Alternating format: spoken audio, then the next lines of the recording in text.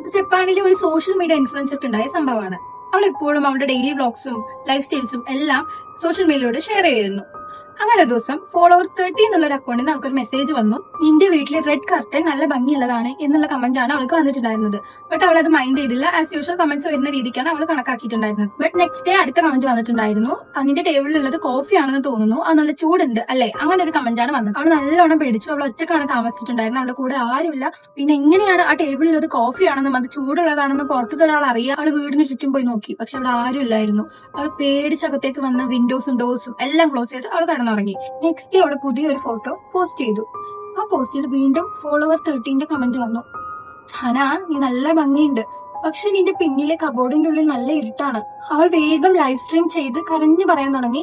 എന്നെ ആരോ സ്റ്റോപ്പ് ചെയ്യുന്നുണ്ട്, അവളെല്ലാം പറഞ്ഞ് കരയാൻ തുടങ്ങി. ലൈവിന്റെ ഇടയിൽ ഫോളോവർ 13 കമന്റ് വീണ്ടും വന്നു.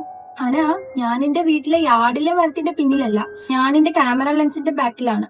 ഹന പെട്ടെന്ന് ക്യാമറയിലോട്ട് നോക്കി. അവൾ സ്ക്രീനിൽ കണ്ടത് അവളുടെ മുഖത്തേക്കാളും റെഡ് കളറായിരുന്നു.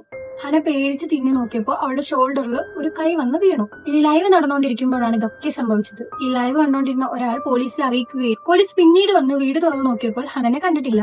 എന്നാൽ ഹനന്റെ ഫോണിൽ ഒരു വീഡിയോ ഉണ്ടായിരുന്നു. അതിലൊരു രൂപം അവളുടെ വീട്ടിലെ കബോർഡിൽ നിന്ന് ഇറങ്ങി വരുന്നത് ബ്ലറായിട്ട് കാണാമായിരുന്നു. അപ്പൊ ഇതാണ് സ്റ്റോറി. ഇത് സത്യമാണെന്നാണ് പറയപ്പെടുന്നത്. അപ്പൊ നിങ്ങൾക്ക് ഇങ്ങനെ ഒറ്റയ്ക്ക് താമസിക്കാനൊക്കെ ധൈര്യം ഉണ്ടോ? നിങ്ങൾ ഈ ഫോട്ടോസ് ഒക്കെ പോസ്റ്റ് ചെയ്യുന്ന ഒരാളാണോ? നിങ്ങൾക്ക് ഇത് വിയേർഡ് കമന്റ്സ് ഒക്കെ വരാറുണ്ടോ?